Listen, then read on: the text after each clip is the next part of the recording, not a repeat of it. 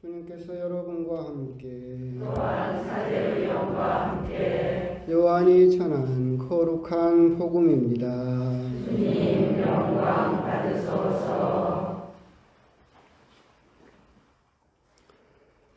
그날 곧 주간 첫날 저녁이 되자 제자들은 유다인들이 두려워 문을 모두 잠가놓고 있었다. 그런데 예수님께서 오시어 가운데에 서시며 평화가 너희와 함께 하고 그들에게 말씀하셨다. 이렇게 말씀하시고 나서 당신의 두 손과 옆구리를 그들에게 보여주셨다. 제자들은 주님을 뵙고 기뻐하였다. 예수님께서 다시 그들에게 이르셨다.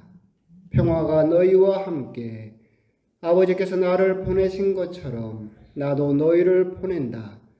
이렇게 이르시고 나서 그들에게 숨을 불어넣으며 말씀하셨다. 성령을 받아라. 너희가 누구의 죄든지 용서해 주면 그가 용서를 받을 것이고 그대로 두면 그대로 남아있을 것이다. 12 제자 가운데 하나로서 쌍둥이라고 불리는 토마스는 예수님께서 오셨을 때 그들과 함께 있지 않았다. 그래서 다른 제자들이 그에게 우리는 주님을 배웠소 하고 말하였다. 그러나 토마스는 그들에게 나는 그분의 손에 있는 못자국을 직접 보고 그 못자국에 내 손가락을 넣어보고 또 그분 옆구리에 내 손을 넣어보지 않고는 결코 믿지 못하겠소 하고 말하였다. 여들의 뒤에 제자들이 다시 집안에 모여 있었는데 토마스도 그들과 함께 있었다. 문이 다 잠겨 있었는데도 예수님께서 오시어 가운데 서시며 평화가 너희와 함께 하고 말씀하셨다. 그러고 나서 토마스에게 이르셨다. 너의 손가락을 여기 대보고 내 손을 보아라. 내 손을 뻗어 내 옆구리에 넣어 보아라. 그리고 의심을 버리고 믿어라. 토마스가 예수님께 대답하였다. 저의 주님, 저의 하느님. 그러자 예수님께서 토마스에게 말씀하셨다. 너는 나를 보고서야 믿느냐? 보지 않고도 믿는 사람은 행복하다. 예수님께서는 이 책에 기록되지 않은 다른 많은 표징도 제자들 앞에서 일으키셨다. 이것들을 기록한 목적은 예수님께서 메시아이시며 하느님의 아드님이심을 여러분이 믿고 또 그렇게 믿어서 그분의 이름으로 생명을 얻게 하려는 것이다. 주님의 말씀입니다. 그리스도님 찬양합니다. 주님 예수님, 오늘은 그래도 날이 또 비가 좀 그치고 좋은 것 같습니다. 미세먼지는 뭐 여전히 있는 것 같지만 어느덧 이제 완연한 또 봄이 되지 않았나 싶습니다. 생각을 해보면 부활식이 딱 이맘때가 항상 4월 16일 세월호 3사가 난 날입니다. 4월 16일 생각을 또 해보면 제가 만나는 사람마다 가끔 물어보면 항상 다들 기억을 하시더라고요. 2014년 4월 16일 9년 전에 그날 그 시간에 당신은 뭐 하셨어요? 물어보면 대부분의 사람들이 그때 내가 뭐 하고 있었다라고 다들 기억을 하시더라고요. 그 말은 무슨 말이냐면 그만큼 크나큰 충격이었었죠. 저도 어디 이제 방송 갔다가 녹음하고 오면서 택시 타고 오면서 그냥 택시 기사하고 그런 이야기 했어요.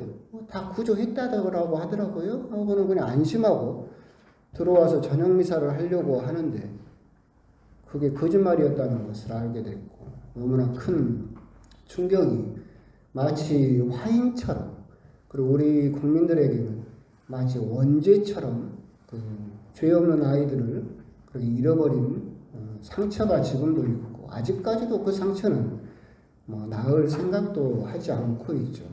제가 여기 대천성당 오기 전에 어디 본당 주임이었냐면 진도성당이었습니다. 팽목항이 진도성당 관할입니다.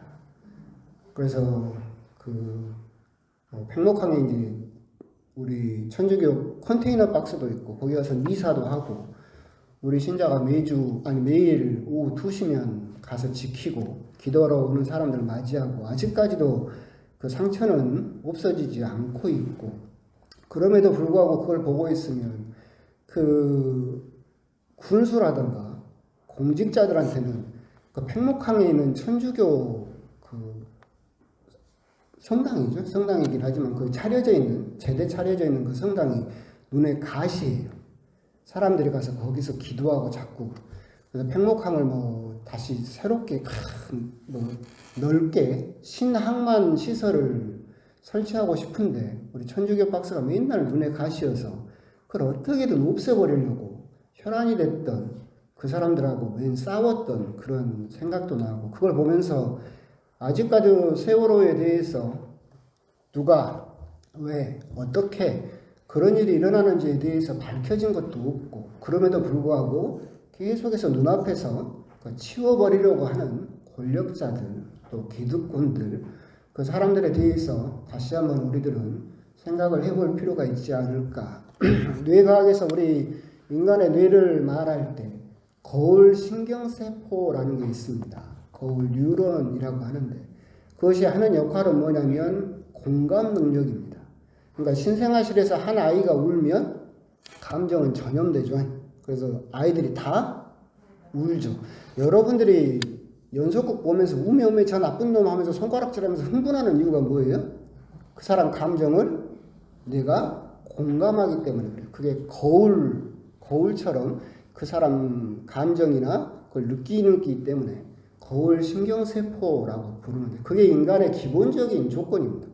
다른 사람의 고통이나 다른 사람의 기쁨이나 다른 사람의 감정을 나도 같이 느끼고 거기에 대해서 동조하는 공감 능력, 그것은 인간이 가지고 있는 가장 인간답게 만드는 가장 기본적인 조건인데, 세상에서는 그 거울 신경세포가 망가진 사람들이 너무나 많죠.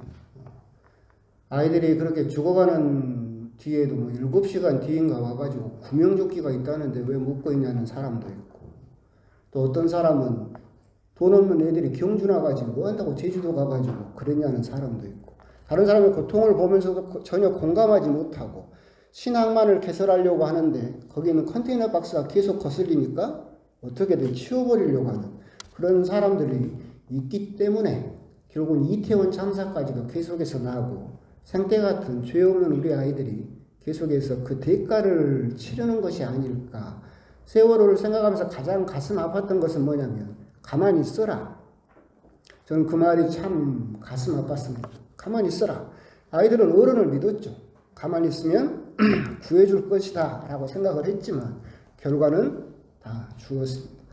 과연 우리들은 그런 다른 사람의 슬픔에 대해서 공감을 하면서 그 아이들에게 관심을 갖고 과연 구해주려고 하고 있는가? 그것이 망가진 사람들을 여러분도 반성을 해야죠. 제가 이제 어디 있을 때 막 사람들이 술집에 모여서 거기 시장을 욕하고 있더라고요. 그래서 내가 그러게 욕하려면 뭐 하려고 뽑았어? 그랬더니 서울대 나왔잖아요. 서울대 나오면 무조건 뽑아준대요. 그렇게 뽑아놨더라고. 그 사람의 인간성이나 그 사람의 됨됨이나 그 사람의 그 직분에 맞는 사람이라는 걸 생각하지 않고 그냥 간판만 보고 여러분들이 투표를 했고, 그 사람들은 거울 신경세포, 다른 사람의 고통에 대해서 공감하지 못하고, 그렇기 때문에 어떤 돈이 더 많이 벌리고 경제를 발전시키는 거, 사람이 희생되더라도 상관없다라고 하는 그 체제 하에서 우리들이 그걸 용납하고 용인하기 때문에 계속해서 세월호나 이태원이나 그런 참사가 또 생겨나지 않는가, 그런 부분은 우리들이 생각을 또 할 필요가 있겠다라고 하는 겁니다. 9년이 지났음에도 불구하고 그 아무것도 해결되지 않는 또 그 모습을 보면서 우리 역시도 계속해서 기억하고 그 아이들이 억울하게 죽은 것에 대해서 관심을 가지고, 세상 사람들은 그만 좀 하자라고 이야기를 할 때도 우리들은 계속해서 그 아이들에 대해서 관심을 갖고 또 지원을 해야 될 필요가 있다. 그래서 오늘 공교롭게도 주일과 겹치는 4월 16일 오늘 세월호 9주기를 맞이해서 내일 아니니까 라고 하는 비인간적인 그런 모습보다는 내 자녀를 잃은 것 같은 그런 아픔을 함께 또 생각할 수 있고 그 사람들의 고통을 나도 조금 느껴볼 수 있는, 공감해 줄 수 있는 그런 우리 그리스도교 신자들이 되셨으면 좋겠다라는 세월호 구주기입니다. 오늘 복음 이야기를 이제 하게 되면 세월호 이야기는 그만하고 복음 이야기를 하게 되면 부활제 2주일입니다. 오늘 부활제 2주일은 어떻게 보면 완벽한 시나리오처럼 짜여져 있습니다. 그러니까 여러분들이 오늘 부활 2주일 복음만을 보는 것이 아니라 부활 후에 한 주간에 여러분의 매일 미사책에 있는 복음을 쭉 보게 되면 참 재밌는 현상들이 벌어지고 있고, 오늘 복음만 따로 존재하는 것이 아니라 한 주간의 복음이 서로 연결되어 있다라고 하는 것을 알 수 있습니다. 화요일 복음을 보게 되면 무덤으로 찾아온 막달라 마리아를 예수님께서 만나십니다. 그렇죠? 그리고 수요일 복음에는 엠마오로 가던 제자들에게 예수님께서 나타나십니다. 제목만 말해도 뭔 내용인지 아시죠? 설마 내용까지 다 설명해야 될까? 그럼 여러분 집에 못 가요? 목요일 날은 이제 예수님께서 집안에 문을 걸어 잠그고 숨어있던 제자들 가운데 나타나시죠. 그리고 물고기를 먹어서 당신이 진짜로 살아있다는 걸 보여주십니다. 금요일이 되면 이제 제자들이 에이 나는 물고기나 잡으러 가야겠다. 막달라 마리아가 예수님께서 부활하셨다는 소식을 전했음에도 불구하고 나는 물고기나 잡으러 가야겠다라고 자기들 본업에 다시 투신하는, 회귀하는 모습을 보이고 거기를 찾아가서 예수님께서 만나신 세 번째 부활 이제 이야기가 나오게 되죠. 이게 왜 어떻게 연결되느냐라고 한다면 첫 번째는 그런 점에서 연결됩니다. 첫 번째, 화요일 막달라 여자 마리아를 만나신 예수님은 나를 만나러 오는 사람을 만나는 예수님입니다. 엠마오로 가는 제자들을 만나러 가신 예수님은 길로 찾아가는 예수님이죠. 그리고 목요일 복음은 뭐냐면 집으로 찾아가는 예수님. 금요일 복음은 뭐냐면 직장으로 찾아가죠. 베드로나 다른 사람들, 사도들의 직업이 어부였기 때문에 결국 한 주간의 복음은 우리가 어디에 있든지, 예수님을 만나러 성당에 오든지, 내가 어디를 걸어가고 여행을 가고 길 도중에 있든지, 집에 있든지, 직장에 있든지 항상 예수님께서 먼저 나를 만나러 찾아오신다라고 하는 거죠. 근데 이 일주일간의 복음은 우리가 어디에 있든지 나를 만나러 찾아오시는 예수님임에도 불구하고 공통점이 하나 있습니다. 뭐냐면 제자들은 알아보지 못합니다.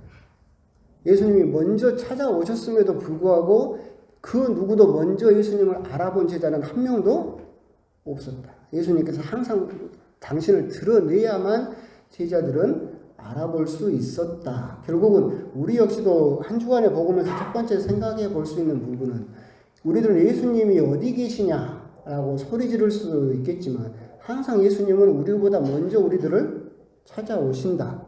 근데 알아보지 못하는 것은 우리 자신이다. 우리들이 옛날의 눈을 가지고 있는 한 부활하신 예수님을 알아볼 수는 없다.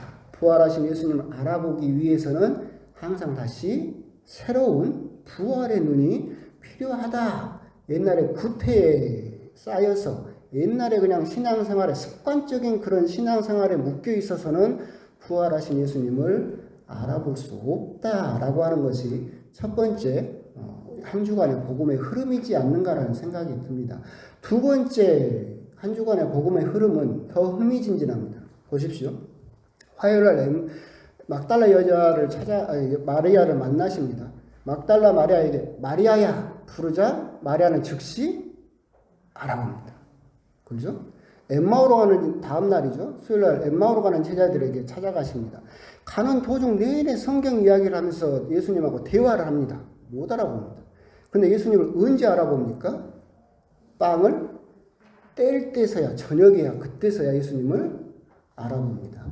이제 목요일이 됩니다. 목요일이 되면 그 문을 닫아 걸고 있었음에도 불구하고 그 한가운데 예수님이 나타나십니다. 제자들의 반응은 뭐였냐면 유령이다, 귀신이다. 그걸 안 믿었어요. 그래서 예수님께서 당신을 정말로 부활했다는 걸 드러내기 위해서 먹을 것이 좀 있느냐. 그래서 제자들 앞에서 당신이 먹어 보이죠. 그래서 당신이 정말 살아났다는 것을 증명합니다. 이제 금요일이 되면 제자들이 나는 물고기나 잡으러 가야겠다. 다시 직장으로 복귀해 버립니다. 못 알아봅니다. 그때 이제 물고기를 153마리나 잔뜩 잡은 다음에 기적을 체험한 다음에야 주님이시다라고 알아봅니다. 한 주간의 흐름이 뭐냐면 믿음이 점점 악화되고 있습니다.